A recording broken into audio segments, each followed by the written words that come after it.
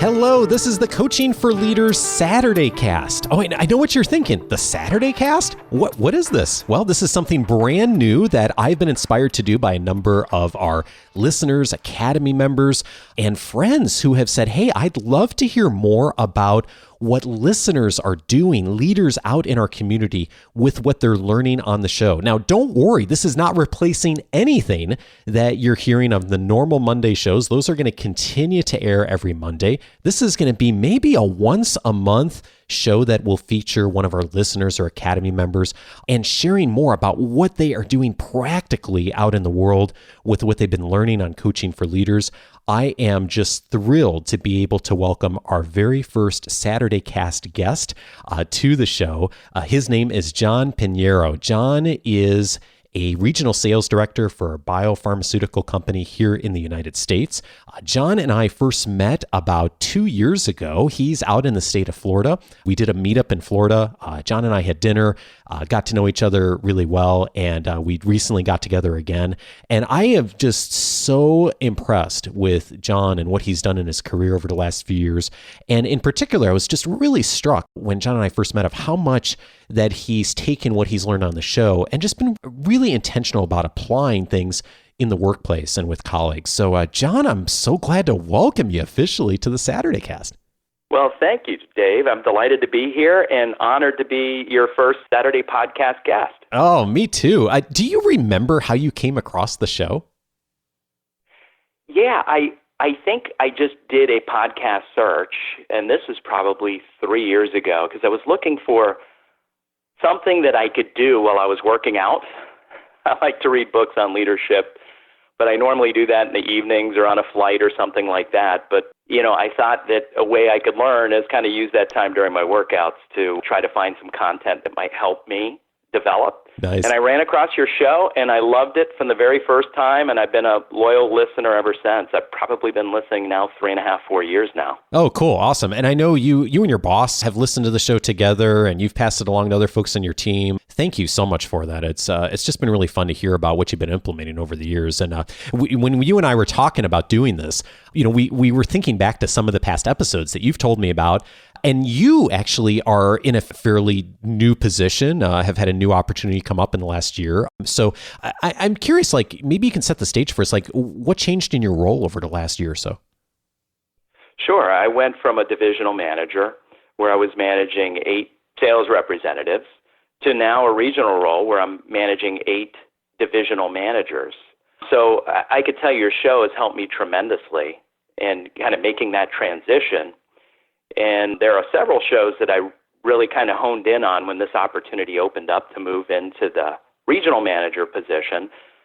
But there were a few in particular that I really focused in on to kind of help me prepare not only for the interview process for this job, but to really start preparing myself and my new leadership team on things to focus on.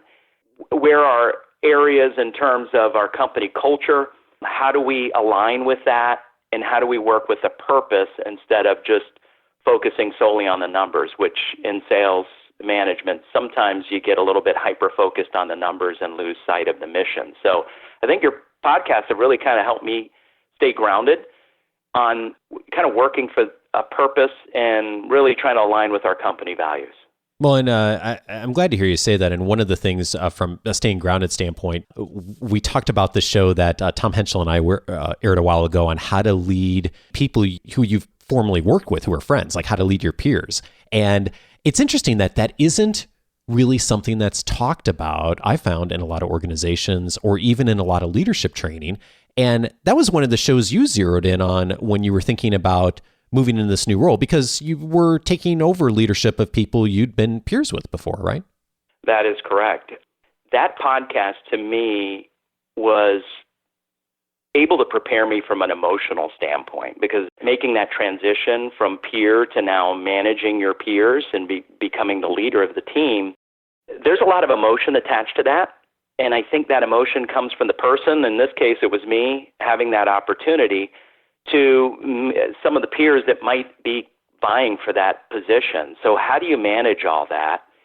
And I think going into the interview process, I knew my gut was telling me that's probably going to be a question that comes up. And how am I going to answer that question? And I think that podcast really helped me to better convey what my mission was, how I planned on leading, but also, maybe more than anything, that emotional component that goes into that and being mentally prepared for taking over that role of going from peer to leader. Now, I think during that interview process, I interviewed with seven different people, and that question came up 6 times. How do you envision that working? Oh. Now moving from peer to leader. And it really kind of helped me explain that. So that podcast to me was tremendously helpful because, as you'd mentioned, there isn't a lot of, that I found, resources on that subject matter. And you guys did a great job of kind of breaking that all down. And I think just being comfortable in that role from an emotional standpoint and from a psychological standpoint, and having Tom kind of walk through that process really helped me to better cope with that. Yeah. What did you hear in that conversation that you remember, either during the interview process itself or later on when you actually were in the role and had been selected, that was just helpful for you of thinking about working with people that you'd been, peers and friends with before? Yeah, I think the one thing that stood out to me is Tom talked about the bell curve that's involved in that. And, you might have some people that are vying for that job. One of the things that my company prides itself on is trying to promote from within. So I didn't know exactly who was competing for the job, but I did know that there were others inside the organization that were competing for the job, and some of them I might end up managing. So talking about the 60% of the people that are probably neutral on the decision, you getting it or, anybody stepping into that role, they're going to be okay with.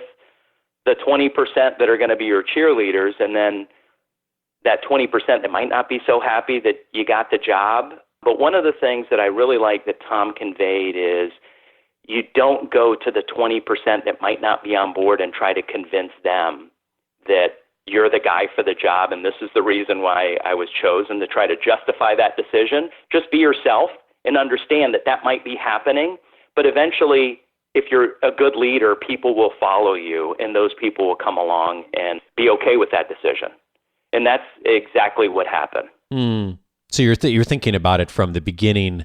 I mean, you mentioned mindset a bit ago. You're thinking about it from a mindset of the long game, of how do I invest in really doing a great job and not worrying so much about what someone's saying this week as I'm coming into the role. That's correct.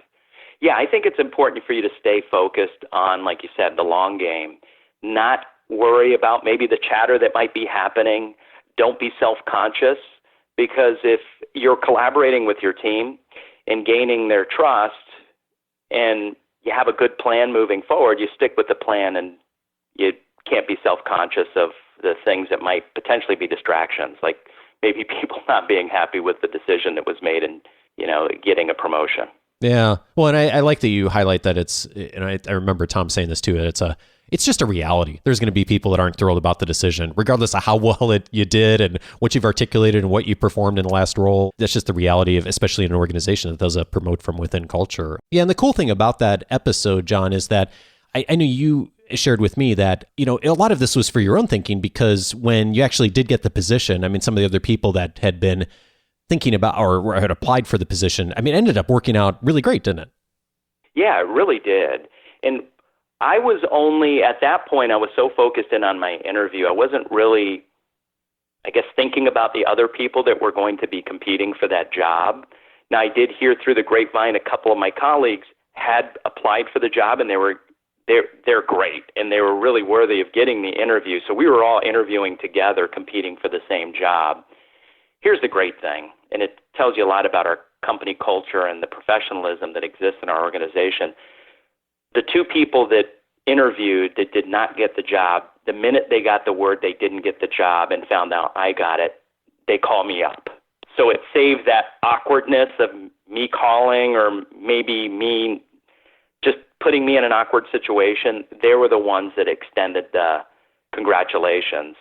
And I was really thankful for that, because I felt the same way. Had I not gotten the job, I would have called them to let them know that if there's somebody that I would have really wanted to get the job, it would have been either one. I could have worked for either one of them. But I appreciate them extending a congratulations to me immediately following the getting the phone call. That's awesome.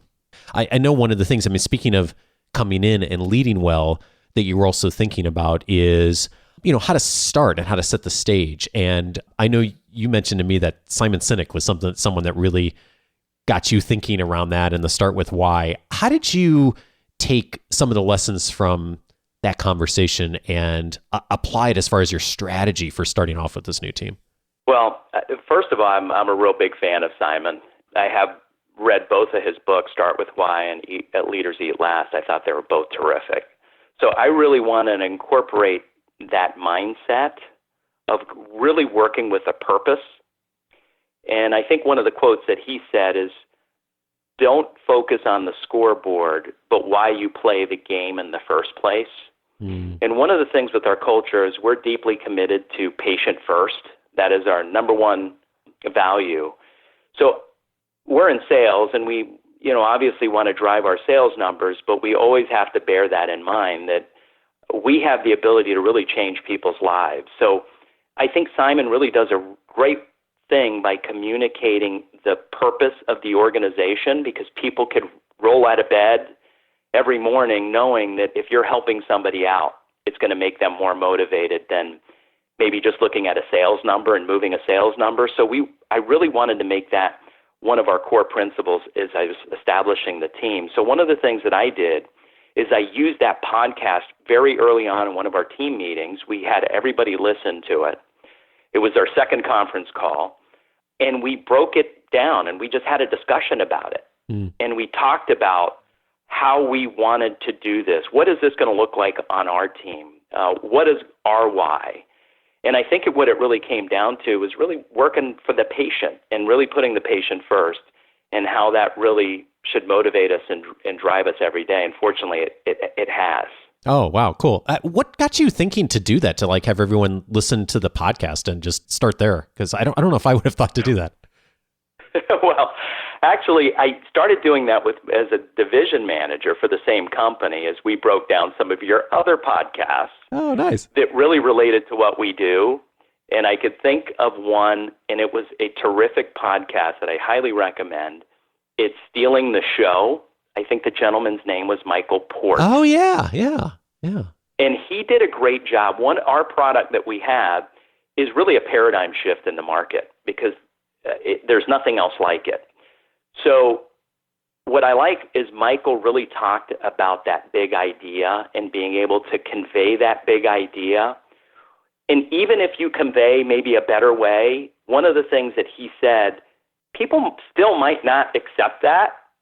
So it just really helped my team understand, because I think there was a little frustration. We do have something that's probably better than has been used by doctors we call on, but they're so embedded in the habits that they've formed over the years that it was hard for them to fathom something else that might be better. So if anything, it was really therapeutic for my team, and I think that really kind of helped us get in the doctor's shoes and empathize with the customer a little bit more. Sometimes when you have something that's that much better, I wouldn't say you get arrogant, but sometimes you just can't understand somebody else's point of view, perhaps. So I think that just kind of got us a little bit more empathetic on how the doctor might be feeling. And then I think that just helped us relay the message, ask a few more questions to really get into that doctor's shoes, so we could just have a better understanding of what they might be thinking, and not just seeing it through our eyes, but actually seeing it through their eyes. I think that just really helped us as a team. You and I have talked about Carnegie's principles before, and one of them is, try honestly to see things from the other person's point of view. And I think about like how much of leadership is about that, of like challenging ourselves. And it is a challenge. It's a constant practice for me. I know, like, to not think about myself first, but to think about things from the other person's perspective. It sounds like you were trying to be real intentional about that with your team, like just getting into the customer's perspective of like, not how do we approach this from like what makes sense to us, but what are all the habits and the challenges and the patterns that the customer's been dealing with for years and years and years, and how do we meet them there before we try to suggest something new? Precisely. And I think that podcast really helped us do that. There was a Harvard Business Review article that also kind of touched on that subject as well. It's called Stony Buyers, and it talks about the customer's perspective, what they go through, even if you have a better product. It says your product has to be 9 times better for them to make that switch over. Now, fortunately, we have a product that's 9 times better than what's out there, so that was good. But it's not only about that you have a better product, it's what are the changes in behaviors that is necessary to adopt that product. And our product has a little bit of a different mindset that goes into when the doctor prescribes the product. When we started, it was a little bit different than what they were used to. But again, it kind of helped us see things through their eyes. So the combination of that Harvard Business Review article and Michael Port, I think it helped my team get there faster. And nice. As a result, we were a lot more successful. Yeah, changing behavior is so important. I mean, speaking of that, I mean, you've changed my behavior on this too, because I mean, you and a couple other people in our community who have mentioned like using a podcast for a team and then talking about it and figuring out how to implement it. I've started suggesting that to some of our listeners who reach out to me. In fact, that just happened earlier today. I had a listener reach out. We were talking and I said, let's help you figure out like what are 5 or 6 podcasts you could have people listen to over the next 6 months, while they're on the road and doing things. And then you get to come together as a team and talk about what's the action coming out of that. And I've totally just stole that idea from you because you've done it so successfully. And it's just really cool to see. I mean, if you get, one of the things I really appreciated over the years in the training industry is when you get an entire group of people thinking about a principle and aligned on it and using the same language, how powerful it can really be. And you're seeing that same thing.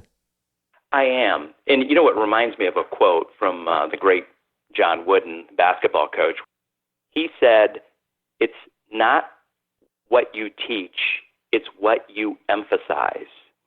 So I think that's important because I think there is a rallying call, I guess, for lack of a better word, that as a coach, if there are a few things that you're focusing your team on and you repeat them, people will also see the importance in those things as well. So I think that quote kind of helped me in my leadership because it helped me emphasize the things that are really important. Because let's face it, days get busy. There's a lot of communication out there. But if you could keep your team focused just on a couple or a few things and make those really important by emphasizing them, it really helps people know that at the end of the day, if I focus on these 3 things, I'll be successful. So I really try to incorporate that into my coaching and also my leadership. I think that's a huge challenge today for leaders in the midst of, how connected we all are, how much data, how much information, how much emails coming to us on a daily basis. And that actually gets me thinking, John, about something else. I know you've done a lot with your team. In the spirit of really focusing on something is how to move numbers and execution. And I know you've used Chris McChesney and his book, The 4 Disciplines of Execution, as a model for that. Tell me more about like when you were listening to that show. I mean, where did you start with that and what was the reason for kind of zeroing in on that? Yeah, I think that podcast for me was maybe the turning point for my leadership team and the region last year. There were so many great things in that podcast, and one of the things that I really like about it, my brain works as always in a stepwise fashion. Not everybody's brain works that way, but for me, if there is a model or a stepwise approach to doing something, for me it always tends to make it a little bit more practical and a little bit more useful. So that podcast was all about a process, and Chris McChesney, I thought, knocked it out of the park in that podcast when he talked about the wildly important goals and then how to measure those wildly important goals and not make it a coach's scorecard, but make it a player's scorecard. And I'll give you an example of how I mean. In our industry, there are qualitative and quantitative measures, and 2 things stood out when we did a review of those 2 areas. So one of them, a qualitative metric that we had, was our messaging, the effectiveness or that experience that the customer was having with our territory account managers had been declining for about 4 or 5 months. The other measure that was, this is more of a quantitative measure, was our closing rates were also slipping over the last 4 or 5 months. Mm. So what we did is, as the leadership team, we decided what are the 2 most important things that we could do to kind of turn these 2 things around. And those really became our wildly important goals. So one was, okay, how could we make that customer experience better? So in my world, in the pharmaceutical world, it's all about clinical knowledge, being able to convey that and doing it in an appropriate fashion. We're a regulated industry, so everything had to be approved. But how could we make our territory managers or our sales representatives more effective at communicating that clinical message? So we all made a commitment to doing that during our field coaching sessions and during our one-offs with our sales reps. So that was point number 1. The second thing is our closing rates. How could we improve our closing rates? And could you imagine if we went from a 48% closing rate, which that's where we were, to a 60 or 70% closing rate? Boy, what would that do for our business? So that was another area of focus. So what we did do is we focused on those 2 measures, and we really talked about them on a weekly basis, just as Chris suggested. If you're only going to do that meeting every 2 weeks or once a month, don't bother. But it was something that we focused in on weekly on our weekly conference calls to see what was happening, to share successes, to share best practices on those 2 wildly important goals. And I'll tell you what the difference was.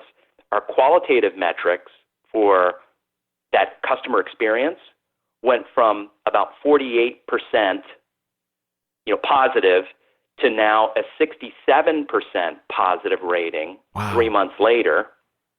And our closing rates went from 48% to 68%, which was nearly, I think, a 30% increase in our closing rates. And I'll tell you that the end result was us having a 30% increase in sales the second half of the year when we reviewed that podcast and really determined what our wildly important goals were, to having that increase of 30% last 6 months versus the previous 6 months. So we were celebrating our success at the end of 2017, that's for sure. Oh my gosh. I mean, I think about the numbers. I mean, 30% is just unheard of in most mature organizations. And it's so exciting to see you do that. What was the biggest change for your team? Like thinking about all that and like just thinking of the results, like now looking back on that, if there was one thing that people just did differently after going through that experience, what was different? I think it goes back to that emphasis standpoint of, teaching, but also emphasizing, because that really, those 2 things really became all of our rallying cry. And I think became our sales reps' rallying cry, is really trying to make it a better customer experience in closing. So I think as a result of that, it just put an intense focus on those 2 things. And I think that was the big difference maker for my region, is we identified what our areas of improvement were, and we executed on those 2 things. And the other thing is we just kept it simple.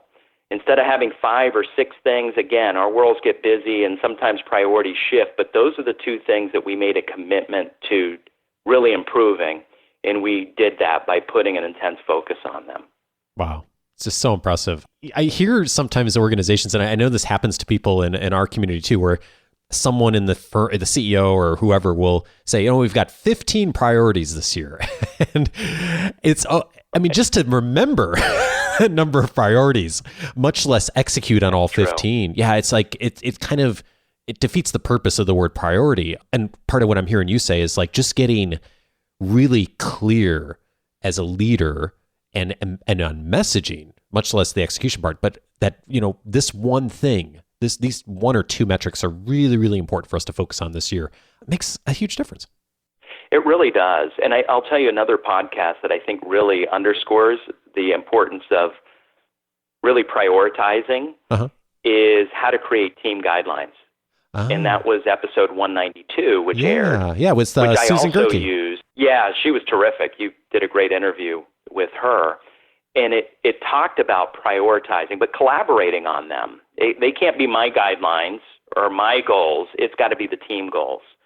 So really getting buy-in from everybody and having everybody decide what our team guidelines were from the very beginning. It's very much like Chris McChesney's, is as a team trying to identify those areas that we feel we can move those numbers and narrowing that list down, because that list started with about 10 priorities, but we narrowed it down to the top 2. And Susan Gerke in that podcast also talked about narrowing those guidelines, those team guidelines, from narrowing the list from 15, maybe 12, down to no more than 5. So I think that is so key, is to make sure you prioritize, whether it's guidelines or whether it's goals or, a metric that you're trying to move, is really prioritizing, to me, is really important, because people could wrap their brains around a few things. But when that list starts getting 5, 6, 10, it gets very difficult to remember and even prioritize which ones are most important. So those 2 podcasts really helped me do that. It's great. As you're saying this out loud, I mean, one of the things, anytime you do something new, John, I mean, this is new for us, the Saturday cast. You've been so gracious to do this. I mean, I'm thinking out loud here of, we're almost creating a mini curriculum right here for someone who's taking on a new role and moving up and taking over a team, because, these 3 or 4 episodes, as I'm hearing you articulate this, I mean, I think if most leaders heard this early on in their tenure of handling a new team, those are the kinds of things. And I would not have thought about Susan Gerke's message in combination with Simon Sinek and managing former peers. But now hearing how you put all those together, I can see how that just makes so much sense to be thinking about all 3 or 4 of those critical pieces all at once. I love that you did that. It really helped me stay focused, because as you could imagine, as any leader in any organization, you're juggling so many priorities. And then if you're taking on a new job or a new role in the organization, you just have so many things going through your mind. So these 4 or 5 podcasts that I mentioned today really helped me stay focused on the important stuff in a very stepwise fashion, from getting the opportunity and interviewing for the job with managing your former peers and getting you in that mindset, to setting up team guidelines and working with a purpose. Those 2 episodes went together for me. And then, okay, now I got my team together. We all know what we're driving towards. Now let's find what are the 2 or 3 things that will help us move the needle the quickest.